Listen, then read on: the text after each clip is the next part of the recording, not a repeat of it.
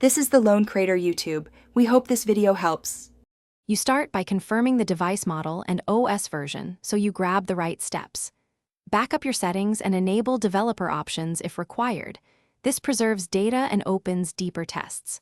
Once there, go to Settings, then Sound and Vibration, and run the built-in vibration test.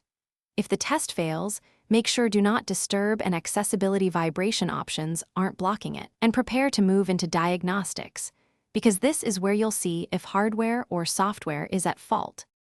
You'll diagnose by running a hardware motor test using diagnostic apps or hidden dialer codes.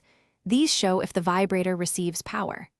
Next, boot into safe mode to rule out apps. If vibration works in safe mode, uninstall recent apps and check permissions. If software persists, reinstall firmware or reset settings, since corrupted system files commonly break the motor driver. Finally, open the chassis and inspect the vibrator connector. Loose or corroded contacts mean you'll need to reseat or replace the motor module.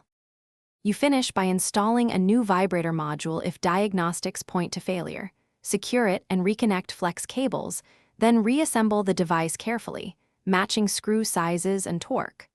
Once done, restore your settings and test with real calls, messages, and haptic patterns to confirm consistent response.